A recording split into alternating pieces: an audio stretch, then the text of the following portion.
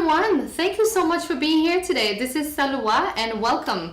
Today we are starting our segment Self-Made Successful Women, and I have an amazing guest. Her name is Regina Huber. She's a transformational leadership coach, a speaker, and the CEO of Transform Your Performance. Hi Regina, thank you so much for being here today. Well, thank you so much for having me. Thank you. So my first question today is, tell me a little bit about you and your business. Well, I grew up in a tiny little village in Germany. At the time, I think we had 10 houses. And when I was 19, I moved to Munich. And at the age of 26, I was working in Munich, and there was an opportunity for me to transfer to Madrid, Spain. And I'd never been to Spain before. I didn't speak Spanish, but I figured I could learn that. And this was a really unique opportunity, so I just grabbed it. And I moved to Spain, and within 10 months, I was actually promoted to head of office. Wow. At the time, that was a big surprise for me. From Spain, I moved to Brazil, and from Brazil, I moved back to Germany. So I can look back on 18 years of corporate experience in an international corporate environment. And after that, I decided to open my own company. And I moved to Argentina and bought a house and opened a bed and breakfast. Nice. It was one of the top ranking bed and breakfasts on TripAdvisor at the time. Actually, it was the number one on TripAdvisor for almost the entire time it was open. And from there to Argentina, to California, back to Argentina, and to Brazil, and now I'm here. I actually moved 37 times in 32 years. And so what did you do in New York? Well, in New York, when I came here, I said, okay, what's next? How can I integrate everything that I've learned so far in my life, all my business experience, my personal experiences, my challenges, and everything I'd learned and grown with? How can I integrate that into a business that serves somebody, right? So it was a process of finding clarity, of course.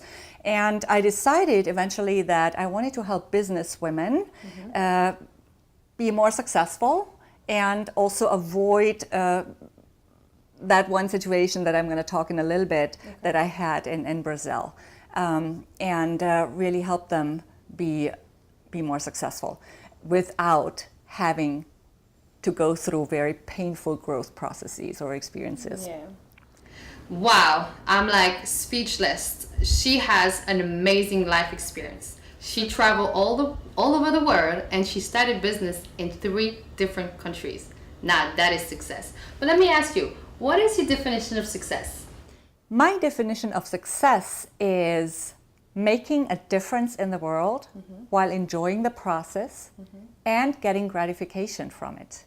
And that gratification comes in the form of results and money, of course, because it's, money is necessary to lead the life we want to live. Yeah. And it's also necessary for me to give back to the people and the causes that are close to my heart. And if we want to help others, we need to be in a place where we can help others. And being broke or not having money is not the place you want to be in. So I agree with you on that one. So Regina, I'd like to know, do you have any ritual or routine that you do every day? First thing is I do my higher brain living practice. That's a specific technique that you can learn, you can get sessions for, and it's just something that I did earlier this year, so this is why I'm doing it now. Okay. I love dancing, so I make sure I get my dancing into my schedule at least 4 times a week. And now I'm actually mostly into African dancing. Wow. So both partner dancing and also more traditional African dance and Afrobeat. And of course, I love any type of Latin dancing as well. I'd like to know, what is one of your biggest challenge and how did you overcome it? So one of my biggest challenges was certainly a very traumatic experience that I had with a business partner in Brazil. So at the time, I thought, I was getting a little tired of doing it all by myself. I had moved to Spain, to California, to Brazil, to Argentina, all on my own. And I ran a bed and breakfast in Argentina with all the challenging that involves. And so I was getting a little tired of doing everything by myself. And there was somebody to help. My friend and soon-to-be business partner, and that didn't quite work out as I wanted it to work out. So a few months later, I realized that he had taken money from our account, quite a lot of money. And you will understand that I couldn't work with that person anymore, right? So basically, I had to give up a big dream, a business that I'd already invested 2 entire years in the entire money that I've ever made. Wow. And so it was a pretty big challenge, and it caused some very deep disappointment and shame and depression. And eventually I noticed that I just really had to get my power back. Yeah. And gladly, I had studied holistic healing before I even started that business, and I resumed those studies, and through that I learned about the subconscious mind and how it really controls our lives, and how we can reprogram it so that it actually supports our goals and our success. And this is how I was able to hit the reset button, clean up the mess, and start a new life.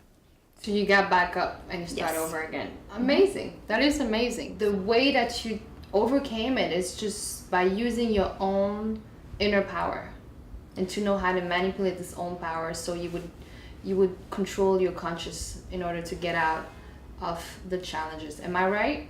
Yeah, it was a process, okay? Yeah. It's an ongoing process. It all has to do with our personal growth. And what I want to help women with now with my coaching business is actually to avoid this type of traumatic situations. Yeah. It's not only that, but we can, if we really reprogram our mind, if we see what the limiting blocks are, and if we reframe our mindset so that we upgrade our mindset to a more successful level, then we can actually avoid all these painful experiences, and we can gain growth in a much less painful way. What kind of advice can you give younger women that try to follow your footsteps? So what I would definitely suggest to young women is to invest in themselves, and to invest the time, and if necessary even also the money, to upgrade their mindset, because this is money that is never lost. It's always coming back. You have to be in a situation where you're able to use that power of yours, where you're able to define your own terms, where you don't under-negotiate, where you don't short sell yourself, because short selling yourself at an early age has lifelong consequences. Even more so sometimes for corporate women, when they take their first job and they under-negotiate only by $5,000 a year, that has an impact, can have an impact of $1 million and more over a typical lifetime. Don't sell yourself short, my ladies. Wow. Do you have any quotes or mantras that you live by? All I need is inside of me. Namaste to this one. Wow. Well, everybody, this interview was amazing. Once again, thank you so much, Regina, for being here today. And I'd like to mention her website again. It's transformyourperformance.com. And if you like this video, please like it, share it, leave me any comments, and I'll be sure to get back to you. And if you have any questions, you can contact me at info@selwaibalin.com. Once again, thank you so much for being here. And thank you, Regina, for having me today. It's an honor. Thank you. Thank you.